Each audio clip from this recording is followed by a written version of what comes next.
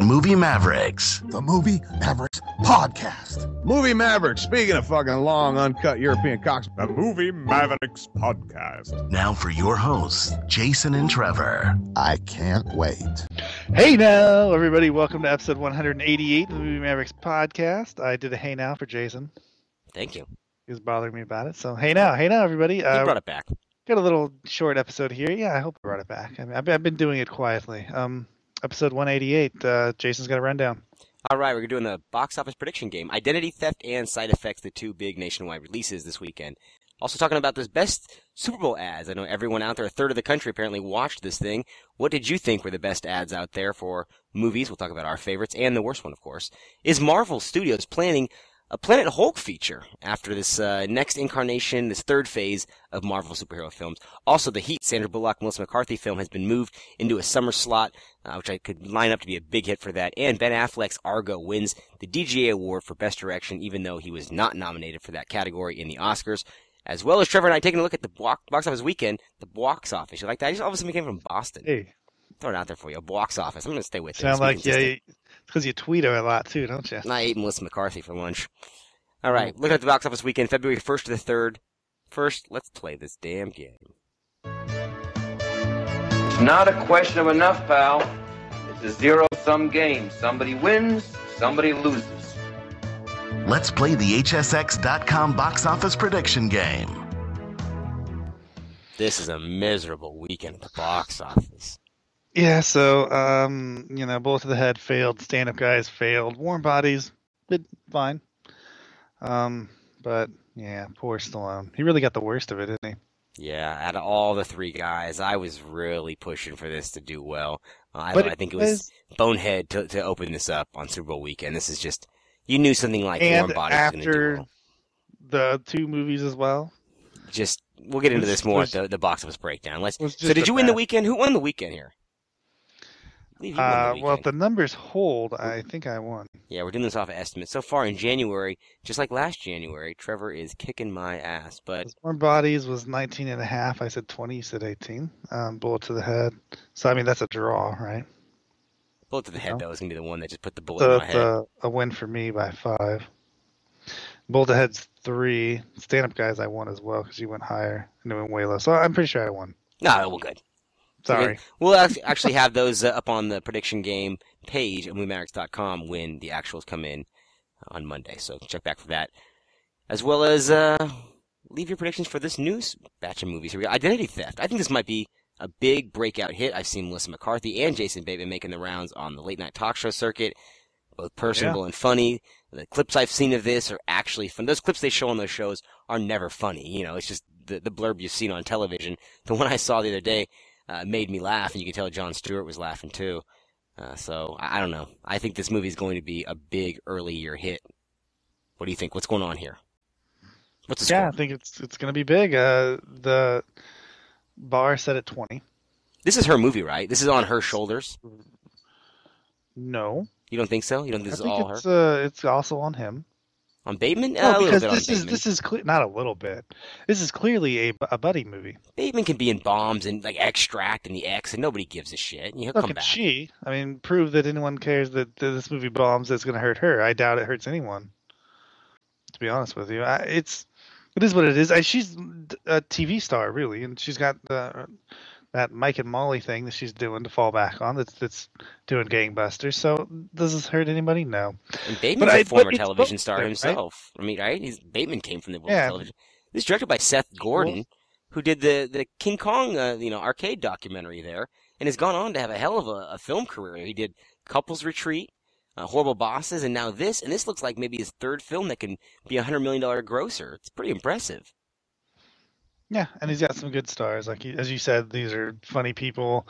I think just looking at them, like Jason Bateman looks like a funny guy, doesn't he? And Melissa McCarthy looks like a funny person too when you just look at her. And it's a modern comedy concept. It's kind of a it's a time capsule of what we're living in, and the rift on her stealing his identity and her macho posturing against him, and even all the blurbs are funny. So, $20 million bar, Mr. Winner, champion of January. I get to go first. Yes, sir. I'm going to go high. I'm going to say 26. Okay, you're going real high. I'm going to go a little bit lower than you and go 22. We both agree this goes over the bar is an early year hit. Next one, a little bit more puzzling. Side Effects. This is the Steven Soderbergh. Why is this opening so wide? They're angling for this to be Contagion-esque. That Soderbergh movie that did about $75 million opened up around $18 million. But it's nothing like Contagion. I know. I feel this is more along the line of Haywire. Like art. Looks, I think, far more artsy. It's very artsy. Yeah. But that, just like any Soderbergh movie, I told people Magic Mike was going to be more artsy than they thought going into it, and it turned out to be that way, which I enjoyed. But a lot of people didn't like. But Soderbergh is known for this, so I don't know why they're predicting. But 15 million is the bar for this? 15 million for this. This is 2,600 screens, they're saying, which is really wide. It's not unreasonable that this does 15 million. I just don't see anyone who's old or young that would want to go see this. The Contagion crowd, I don't see is coming out for this. I think they've been very vague in their marketing for this. Channing Tatum's barely in this because it's an ensemble piece, so they've been playing him up. The other actors aren't box office draws in any way. Zeta Jones has been poisoned as of late. Jude Law hasn't headlined anything of note for a while. Mara Rooney isn't a name. So what do you have here? You have a concept. A film that was originally called Bitter Pill has now been called Side Effects. And all that's happened is you have a confusing one sheet. You have commercials. I couldn't tell you what this is about. A girl going on some sort of pills, and maybe she...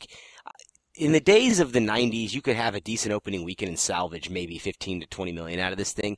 In this new social networking age we have, when word gets around on Friday night that something sucks, this might have a decent Friday and will have huge fall-offs. Who's going to show up on Friday? That's my thought on this, though, as well. Who's showing up to see Side Effects? Channing Tatum fans. This thing will do a solid Friday business and then fall off great. You want me to go first on this one? Sure. You seem so confident. Have you bequeathed that honor to me? You seem so confident with it. Let us know what you think. You said you were gonna go low, so I'm curious what low is to you because my initial number was a 9, but I'm gonna stick with 12 here because I do think it breaks 12, but I really want to say 9 to be honest. 15 is the bar, so yeah. So those are our low. So I mean by low, you saying 12? I have 8. Wow. But, Broken City had a lot of big stars in it, including Catherine Zeta-Jones, was a shared star of this movie, and that opened up right around 9, so you might be right on target with this. But I feel like even with that movie, feels like at least there was some sort of an audience. I don't know what the audience is for Side Effects. I really don't get it. It feels like a straight-to-video. I feel like I've seen this movie before, in Blockbusters back in 2005. Yeah, starring Eric Roberts, and it was on a video shelf. They've had all those, like the insanity weird movies like this, and they're all called very stupid things like Side Effects. Or Final Analysis was very similar plot-wise, the old Richard Gere, Kim Basinger. There was just a lot of straight-to-video ones that I remember seeing that I can't think of the name, but there was a Ryan Felipe one. A lot of other things. Not very good. Soderbergh's a little washed up at this point. Oh, I don't know. I like Contagion a lot. A lot more than I thought. Yeah, and I really like Magic Mike. I put that on my guilty pleasure list there. I haven't seen that one yet, to be fair. But he makes a lot of shitty movies, too. He's made 2 good ones. I've seen Haywire. It's not very good. I keep sitting, I keep telling myself I'm going to watch that. And I hear you in the back of my head, it's not very good. It's not very good. And I know, I thought Shay was decent. Did you ever get a chance to watch that Shay? The Benicio del Toro deal? It was about 9 days long. No, never saw it. It was on Netflix for a while there. Wasn't bad. Wasn't great. Well, Haywire, I feel like it's ruined because of the over artsiness of it. What should be a straight action movie like The Bourne Identity is just shot it's oddly shot. Well, he got in that whole after the Limey. I feel like he couldn't get away from a certain. Which I love the aesthetic. Limey. I know it worked for that, but after a while. It goes further out there than the Limey does, even in certain aspects of it. And the Limey is at least dealing with, a father looking for his child. There's a little bit of insanity kind of in that idea of that quest. Whereas in the Bourne Identity, there's, Haywire. It's just not. Or Haywire, yeah, either one. I'm comparing it to the Bourne Identity, which I think more people have seen. You don't want to have that weirdness in the Bourne Identity, right? You just want to have a really shaky camera. Yeah, volatile. I don't know. Queasy stomach. I mean, even going back a little bit to finish up the Soderbergh comment here, I got a chance to watch Kafka, his 1992 follow-up to Sex, Lies, and Videotapes, which I hadn't seen in years. And watching it, it's almost laughable how it's shot in black and white. It's so self-serving, and the Jeremy Irons is badly directed in it, and there's all these crazy close-ups and film school-esque techniques, and you're just thinking, and this was hailed, he was being hailed at this point. And if somebody had directed that and released it now, I'd be scoffed at, even on the specialty market. I bet it was scoffed at the time as well. A lot of those artsy movies get kind of like a singular voice out of a group of very small critics and say, hey, yes, this movie's good, but everyone else hates it.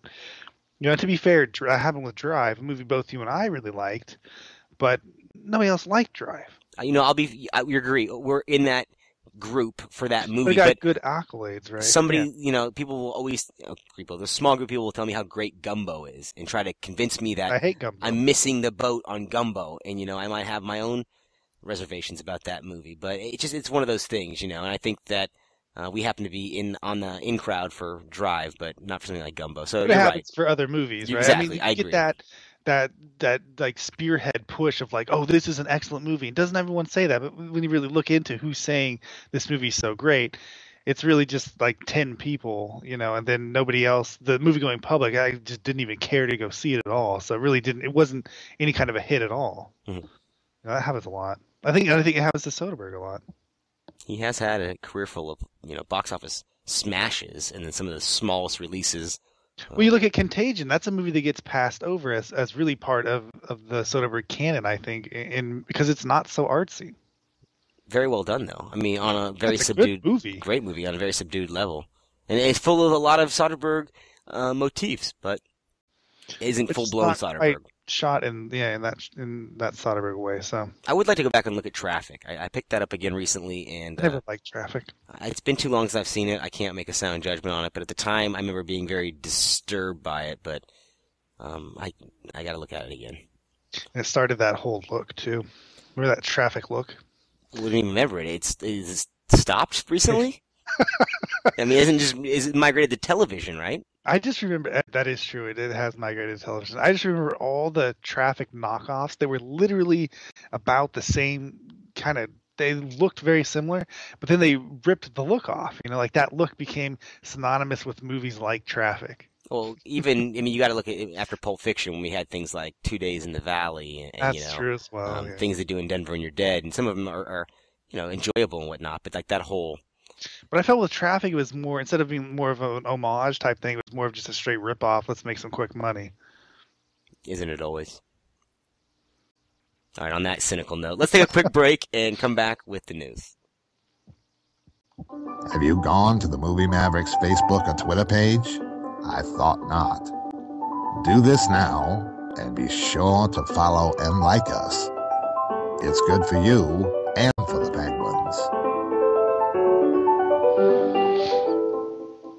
All right. So today was, as we record this, was Super Bowl. And, Sunday. Yeah, big Super Bowl Sunday. One of the longest Super Bowls ever, if not the longest at this point. And during all that monotony, a lot of shitty commercials, but mixed in with all that shit was 6 movie commercials that we want to talk about. And varying degrees of success, I can say. Let's be forthright here. What do you think was the most captivating trailer, or might be the most surprising trailer to you out of the 6 that played? Captivating is a good word to use with this, with anything that has to do with the Super Bowl, right? But I do feel like the one that really got me was the Fast and Furious 6 trailer. That, because I want to see that movie after that trailer. That's really the only trailer that I could say that happened with. Since you already mentioned it, yes, because you texted me right after you saw that and said it looks great, and I was saying the same thing in the room that I was at. I was really impressed by that trailer because it was a full-blown trailer. We had talked about this a little bit off air. Full minute and a half, if not, damn near 2 minutes. Long, great-looking trailer. Really sold it to me. I thought, this is going to be part 6. We're really stretching it here. It looks right in the vein with the rest of the series. Crazy that this thing is going on now. 12, 13 by the time the 7th one is out. They shot those back to back. Years of a franchise that I thought was dead in 2003 after that second one. But I'll go a little different direction here and say Iron Man 3 really caught my attention. I liked what they showed, although that's probably the action climax of the movie. What did they show? That's my thing with that Iron Man 3 thing. It was a weak clip. It was spectacle, and it sold me. It caught my attention. The room I was in was captivated. I'll use that word again. Really? Why? And, because what was captivating about it? I had no idea what it was when it started. I thought it looked great. Yeah, but it takes 2 seconds for him to fly out of the airplane. You know exactly what it is. You said to me you got a reminiscence of Superman 3. It's boring. It is what that sequence to me was boring. He was going to fly around and mainly because I'm sure it's really not the whole sequence. That's a really extremely cut down version of whatever the hell that was. That's got to be under 30 seconds. I mean, I don't know. Why even bother? Like, I felt ripped off by that thing, really. More pissed off than anything else. There was an absence of movie trailers this year in the Super Bowl.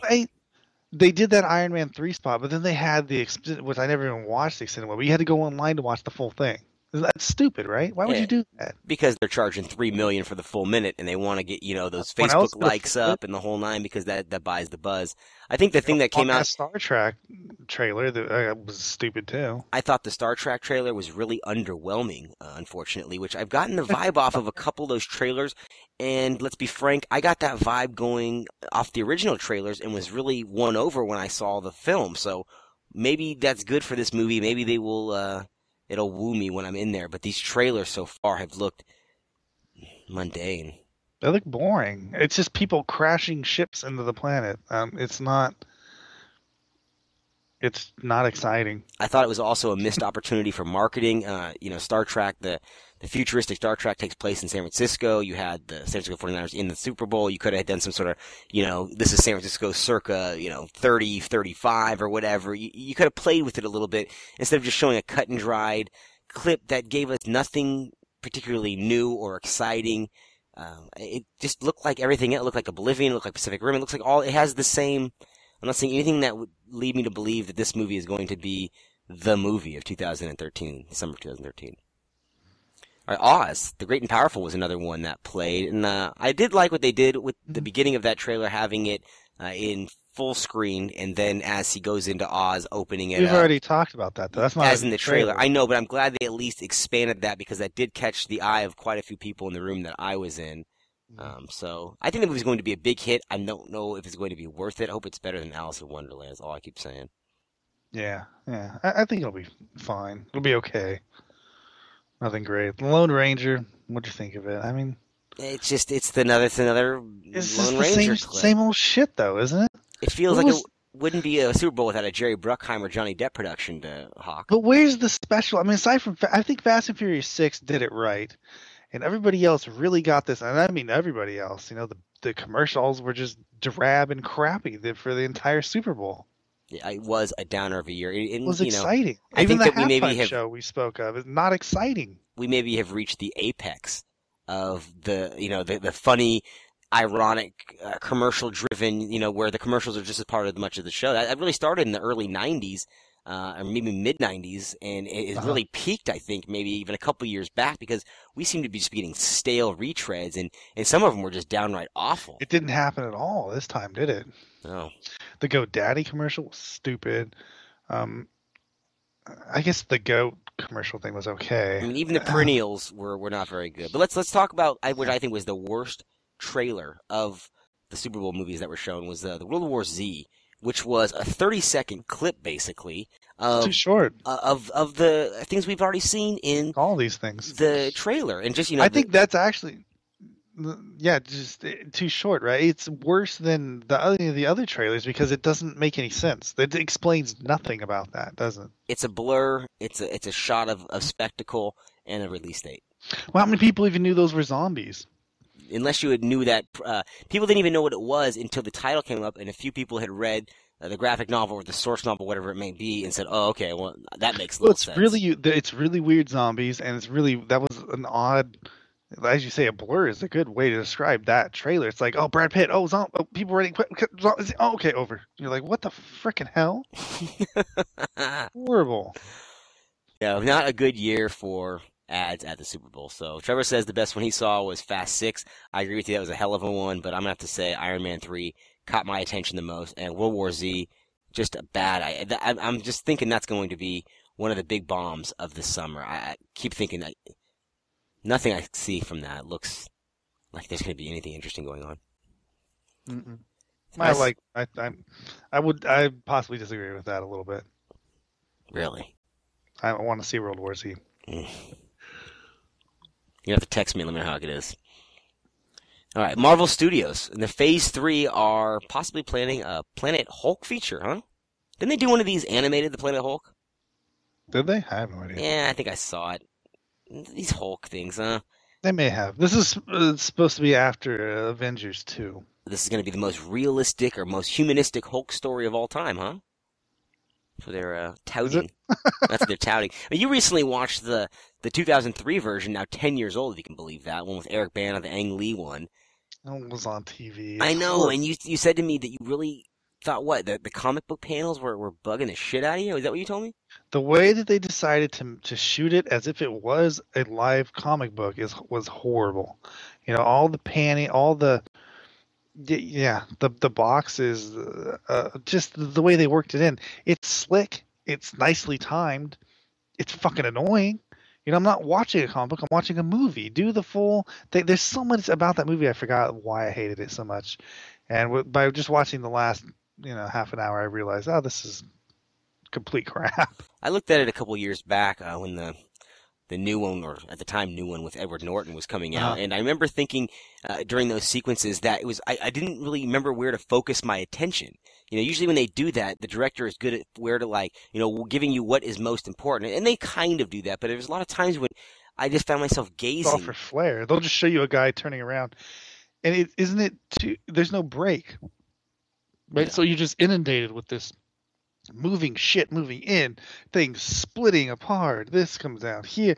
It's like, it's too much. I want a break every once in a while. I want to be able to just look at the scenery, while some things are happening. Well, that's everything doesn't need to be shoved in my face. Confused one. Speaking of hulking things shoved in your face here. Would you go see another Hulk movie at this point? No, I wouldn't. I mean, shit. I'm getting close to, every time I say this, they make a good movie, these things. But to be honest with you, I'm pretty much done with the Iron Man stuff. Captain America 2, I'm not excited about at all. Well, you might as well say you're done with action movies. You told me over the weekend when the bullet I know, bombed, but I'm not done with action movies. Only thing they're making are superhero movies. Stand. I'm ready. I want those. Those are the movies I want. You better say goodbye to action movies then, because they are not making them unless the guy has some sort of superpower and saving the world from a Tesseract.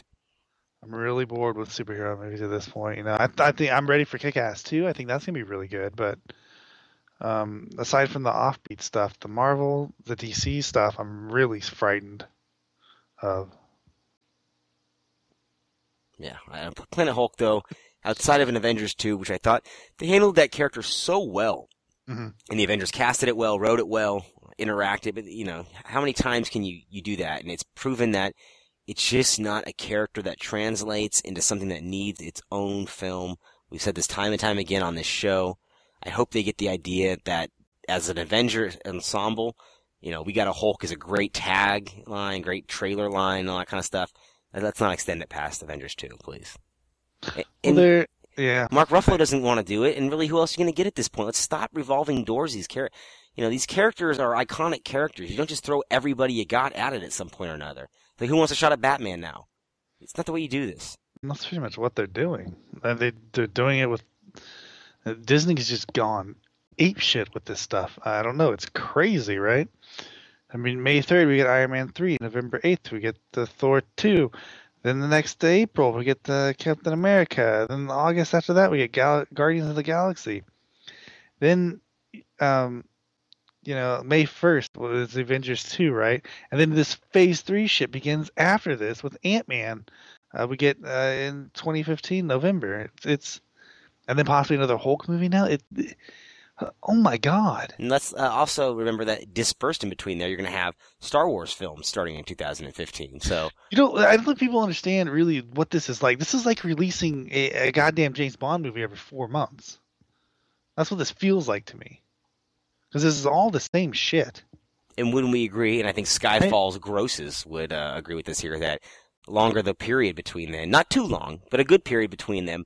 I think the Batman films did it just right in the periods between. You know, a good 3 to 4 years is a good time. Anything over... It feels like Fast and Furious is doing a decent, step in between. That's about 2 years. That's 2 to 3 years, and you're right. That's a good amount of time to step away from it, because after too much marketing is just you're like I say, inundated with it. It's too much. Leave me alone. Well, it's too much. You want to do an Iron Man movie, that's fine, but don't also do everything else within the Marvel universe, right? That's where it's too much at. It's just like, oh my God, can people care this much? I just don't want to, walk down the street and look over and see a bus with the words Ant-Man on it. I just embarrassed for myself and everybody else. It's already happening. It's in the works. The date is set. Yeah. I really hope by that time that'll these probably will start be faltering. The best one ever, right? I know, right? I'll be ruining the day I said it. I'll get 400 emails because I said this in 4 years from now. Yeah, it'll be better than the Avengers, If you haven't seen the animated version of Planet Hulk, good, because it's not that good. There's a lot better ones out there to watch, so don't do yourself a favor and don't watch that one. Much like going to Planet Hollywood, huh? Oh, remember those things? Hey, you want to eat a burger and look at the Maverick jumpsuit? Yes, please. Hey, look it. There's the motorcycle from T2. This shake's $12. Buy a hat on your way out. It'll be out of fashion in 6 months. Those places. The heat. The heat is on. The heat is moved. On. Heat is off. It's on the summer, though. Summer heat in the summer. It makes sense, right? We're talking about Sandra Bullock, Melissa McCarthy movie. I think they're moving this, from April 5th into June 28th? Mm-hmm. It's going to go right up against, this is actually going to face off against Kick-Ass 2, which you had mentioned, and the Channing Tatum White House thriller, White House Down. Why is this doing this? I don't know. Maybe this is to get the same slot that Ted moved into. You remember when that found an opening when G.I. Joe vacated it? And I think they're hoping for... And it gets a little distance from Identity Theft, too. Maybe they're expecting a big return. I think the Heat's going to do just as well as Identity Theft, if not more so. But why does this look horrible? Because it looks like Miscongeniality morphed I've seen the trailer. Shit. It's horrible looking. There's not a laugh in the damn trailer. The best looking thing about that trailer is Sandra Bullock. Zing! Can I get it like a ta-dum-tsh? No. All right. You mean Melissa McCarthy?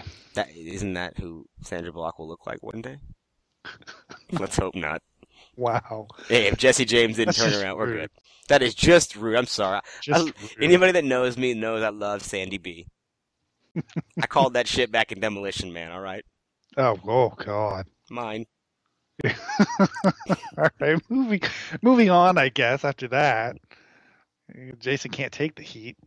Ben Affleck. Jason's in heat, for God's sake. Ben Affleck did some stuff. And by stuff, I mean he won for Best Director. But not the Oscars. Directors Guild, the DGA awards. Don't you think that, well, first of all, and Argo also won Best Picture there, which continues to just compile these awards. Now, how does he win the DGA, and then he's not nominated as director, right? Well, apparently Argo directed itself. And so how is that possible, since the people who are compile the DGA people who nominate. Yeah, people that are in the DGA. How is that possible? Nominate the best director, right? It's a big, we fucked up. We're sorry. Here you go. Unless I'm guessing not everyone in the DGA is in the Oscar crowd. This has to show you, though, that Argo now is the front runner for a sweep in most of its categories. Yeah. Why was Affleck not even nominated for Best Actor? Have you seen Argo yet? No. I want you to see it so you can tell me if Bradley Cooper's performance is better than Ben Affleck's. And it might not be as showy of a performance because he's not playing a mentally handicapped person. Well, sure as hell not in the words or hit and run. He's not. I was just making sure because I thought for a second there, I was like, he's in Argo too? No, Bradley. I want you to tell me if Bradley Cooper's performance in Hit and Run is better than Ben Affleck's performance in Argo. I just had to make sure. We're talking about Silver Linings Playbook, Bradley Cooper. Yeah, all right. Yeah, the good Bradley Cooper. Yeah. Let me know. But you're right. But it proposes a terrible quagmire there that he has won the DGA award for Best Direction. And Argo is a very efficiently and lean tale for how, you give Spielberg $100 million in 3 hours and he'll give you an epic, and you give Affleck $60 million in an hour and 40 or 2 hours here, and he gives you a tight, lean little throwback to the parallax view and all these 70s thrillers. It's just... But not an epic. Not an epic, but you know what? It's not as showy. That's why I was surprised. Honestly, I thought it was a great movie. I picked it as the best movie of last year, but I didn't think that it was going to be nominated, quite frankly, for how much it is and garner the acclaim it has. I knew it was going to be well received, but I didn't think that this was going to be the one that got Affleck that kind of recognition. I really thought it was going to be The Town. I got behind that one. I know you have your problems with it, but I really got behind that one. He had already earned, right from the get-go, I think he's earned everyone's trust already, you know. Do you think this is one of those things where they think, I call it like the Leonardo DiCaprio effect. It's like the reverse, what happened to Martin Landau, where they're not going to give it to him because he's dying. They think he's going to be around for a while. It's like DiCaprio, and they're not giving him these awards because they expect more work like this from him in the future, possibly, and they we'll give it to Affleck one day when, we'll give it to DiCaprio. I don't know what makes certain movies hit where other ones didn't. You know what I mean? Because Silver Linings Playbook is a good example. Why is that movie hitting so well? And throughout, I don't just mean with the wider audience, but I'm talking about the accolades bunch, the awards guys. Why is that hitting? It feels more like it's hitting more than Argo. I couldn't tell you. Yeah, I mean, doesn't it feel like it is? It's oddly, and it's all due to the cast of the film, and maybe that's the secret is the cast. Well, they are playing up in Silver Linings Playbook's case the fact that all four of the acting categories have somebody from that cast in them. Best actor, best actress, supporting in both categories as well for the first time in over 40 years, which is obviously an amazing accomplishment. But to me, those are showy roles. I'm sorry. Those are the kind of roles the Academy loves, and those are juicy actor, quote-unquote actorly roles. I don't know. I mean, you should see the movie. I'm a little surprised. Some people got a good cast, good acting. Everyone in that movie Oscar award winning? No. Do you think Chris Tucker just missed it? Yeah, well, I mean, Robert De Niro's really not all that amazing in it. They are themselves. And the roles are, as you said, they're kind of their Oscar bait. Maybe the two lead roles. Or the other roles are just, it feels like Robert De Niro's doing his same old shtick he does in straight-to-video movies that he's in. Maybe next year, the 2014 or the 2013 Oscars, taking place in 2014, we'll have for the first time ever a category of best actresses ruled from one movie, and all the Spring Breaker chicks will be nominated. Yeah, and they'll win opposite of Arnold.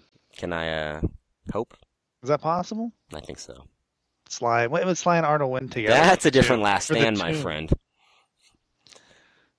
It's not even a last stand. They'll put them in the tomb. All right, before this gets real dirty, let's take a break and come back with the box office.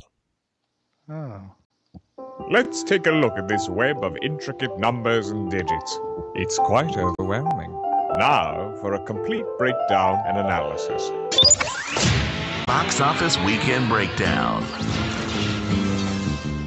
I got to disagree with the great captain there and say this box office is quite underwhelming this week. I mean, yeah, no kidding. This is, January, one of the lowest grossing Januaries of all time. And Friday, let's put it like this. Friday grosses were so low that it is putting people How in low panic. were they? How low were they? They were so low that all these movies couldn't do shit for the weekend because the Super Bowl sucked the life out of movie-going public. That's right. And as usual, a horror-esque movie, something that has to do with the supernatural element. Warm Bodies, debut at the top. Summit. The Summit Lionsgate acquisition has just continued to pay off in spades for Lionsgate. I mean, these little nothing movies, they have such a formula over there that, Well, it books, right? This is a book. That's what Summit did, was they bought a lot of books, right? Fine. It worked out well. I'm just saying that's what they do, right? That is what they did. This is a good example. This is a book. This is the old motto of let's hope for 2 decent weekends and get it out soon. Well, they learned quickly with Twilight, right? How to do this. Yeah, and 5 years down the road, they have opened up this, quote-unquote little movie with big gross. $19.5 million, or just about what the expensive Hansel and Gretel opened up with. That you had said 18, I had said 20. This isn't far off. These are estimates. Let's clarify that. So when we have the actuals in, you can take a look at that and see who actually was closer. But it looks like Trevor, so $20 million so far because they had banked about $500K on those Thursday 10 o'clock and midnight grosses, which I guess they're not attributing towards the weekend any longer, which that's a little strange. Moving down, Hansel and Gretel, second weekend, dropping 53%, not totally imploding, kind of surprising. Estimated 9.2, at about 35 million already here, budgeted at 50, although Deadline Hollywood sources like to say 80 to 85 million, which sounds a little bit more accurate considering how expensive this movie looks, and it's sat on the shelf for a year too. But they are turning this in to a modest grosser, $62 million banked abroad, already at almost $100 million worldwide. They should have this out on home video in the next couple months and turn a little profit on this sucker. Surprising. Yeah, I think nice job by them. Silver Linings Playbook. This is a movie that going head-to-head with Zero Dark 30 there for a while, and you'd said Zero Dark 30's got a shot at 100 million. Silver Linings Playbook probably not. Actually looks to be backwards now, doesn't it? Mm-hmm. The lowest drop. Yeah, this is for sure going to hit 100 million. I don't see how it couldn't. Isn't this typical of that those fuckers, these Weinsteins, man? Yeah. Every year they come back at the late season, that surge at the end there, and it's like out of nowhere, this movie's going to make about 120 million. It's going to play forever, just like the King's Speech. And yes, the King's Speech is good. Silver Linings Playbook may be good. You said it was. But how do they always seem to pull off a late season victory? I mean, this movie might be. They have good marketing. They have a juggernaut of what they have over there. They only know how to do this. Exactly. This is why they can only do this. We've seen them try to do the other things before. When they first created this, they tried to redo the Miramax stuff. They tried to do the cheap little shit movies. They couldn't make the horror. They couldn't make any of that stuff pay off for them. So here they are, finally getting back in strides with doing award-winning movies, and it's working again for them. As they have Django Unchained, Tarantino's their in-house boy, making a shitload of money too. Yeah, so this is at $80 million right now, 14.1% drop, way, the least drop in the top 10. Argo, obviously, number 11. We'll talk about that, but yeah, $80 million so far. To give them credit, they did pull back and wait to release this wide for about 4 weeks after its initial, it's supposed to be released wide, I think, on Thanksgiving. That's right. And they waited, and they pulled back, and they waited to a weak market, and they surged then. You have to give them credit for doing that. So let it be known that pulling back and waiting, that helps you. Or just, it also kind of gets you out of trouble as well. It's like my old man said, put your thumb over the tip. Exactly. All right, speaking of my old man, let's talk about Mama. 6.7 million estimated, really holding in there for a horror film. These movies typically drop off crazy style, and not Gangman style, but crazy style. And 6.7 puts it at about $60 million. This could creep to about 70 to 75 million. That's supposed to be a good story, right? So I guess it wins on that account. And a throwback to the old style thrillers. Also, is it? That's what they say. But this is, where I thought they should have opened up on Super Bowl weekend, because I thought it would have had a better chance then to do well, but I don't think it would have opened up higher than 33 million when it did, this is doing more than The Possession or anything that's comparable. I think they know at this point to open these more mid, right at the beginning of January now, right? Mm-hmm. Get a good horror flick in there. Get good 3 weeks in at this point, so. Mm-hmm.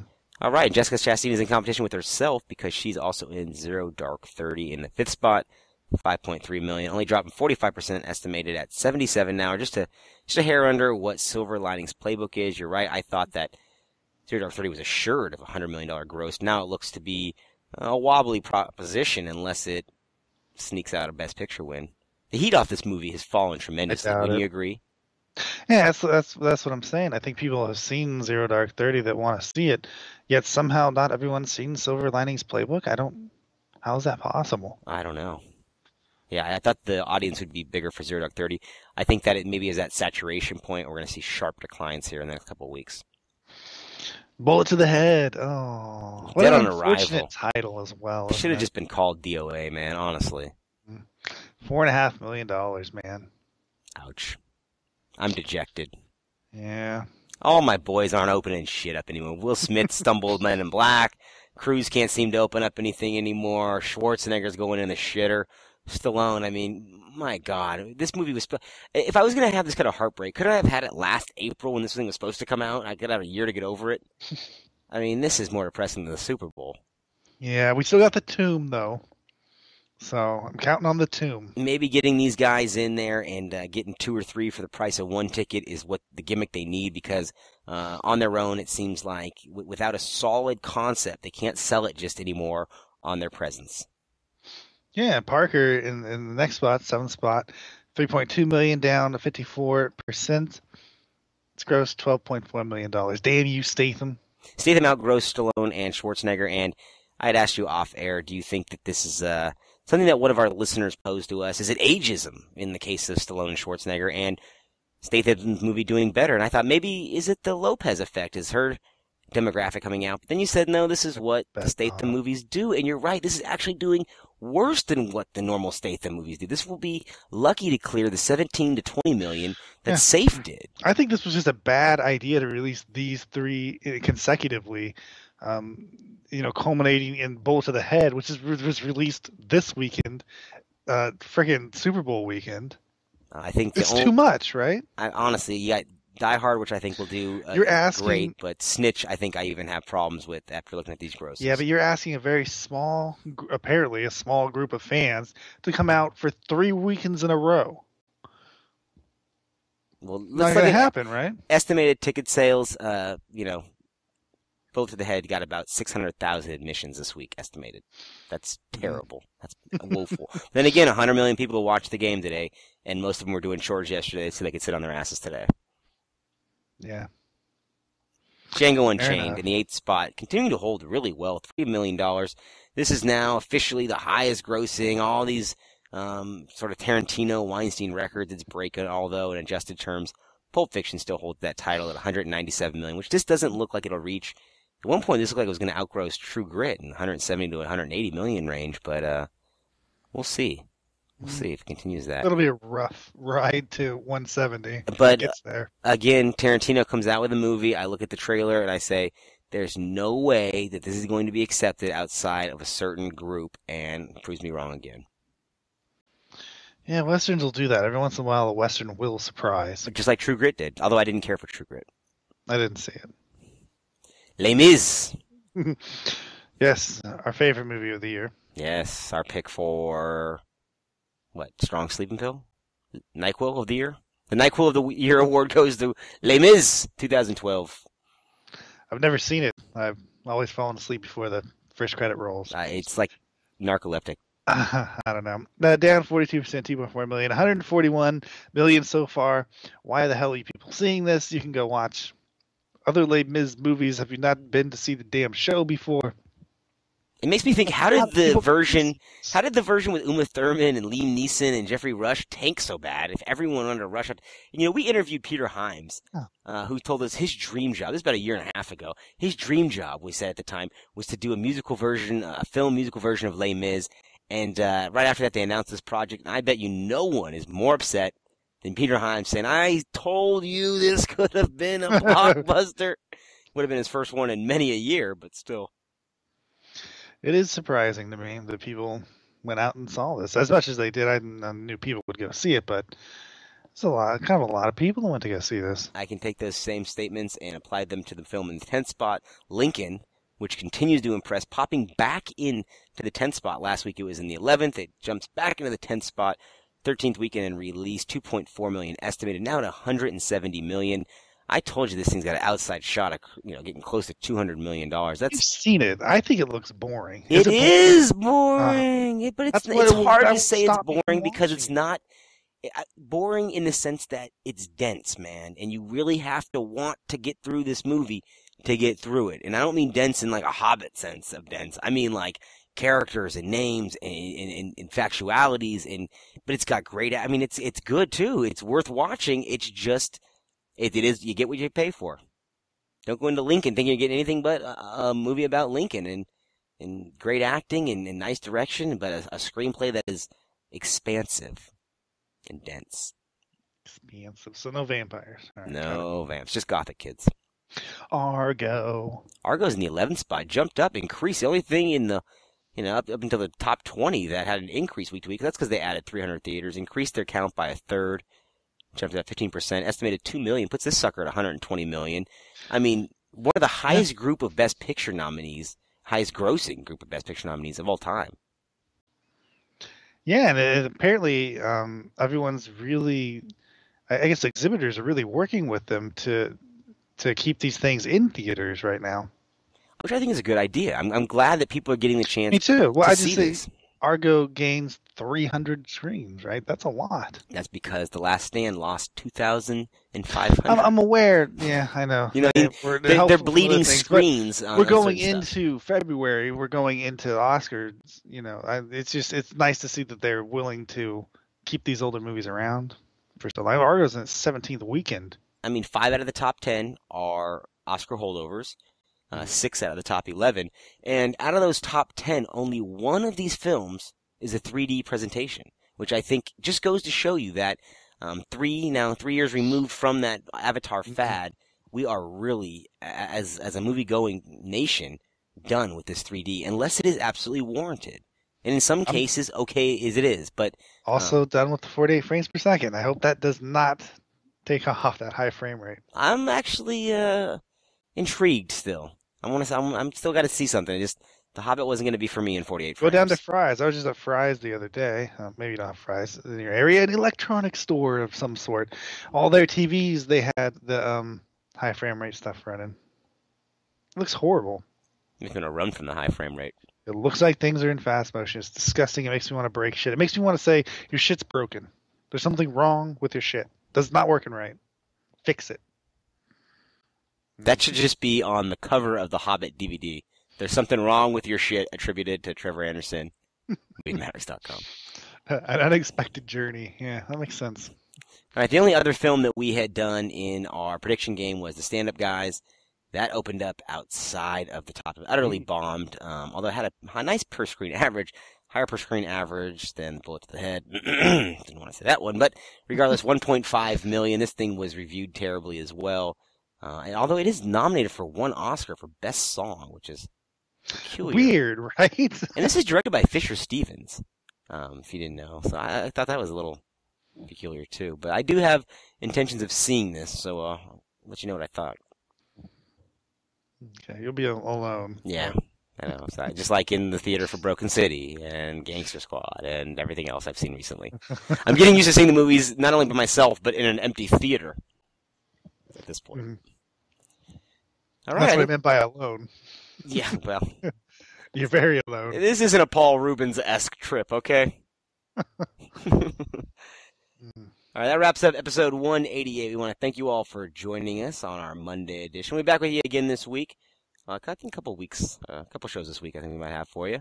Also, check out MovieMavericks.com. Got a couple new reviews up on there for The Haunting in Connecticut Part 2, Ghosts in Georgia, one of the most oddly titled and redundantly titled. Are there ghosts in Georgia? I didn't know that. Well, it's called The Haunting in Connecticut, but it takes place in Georgia, so go figure.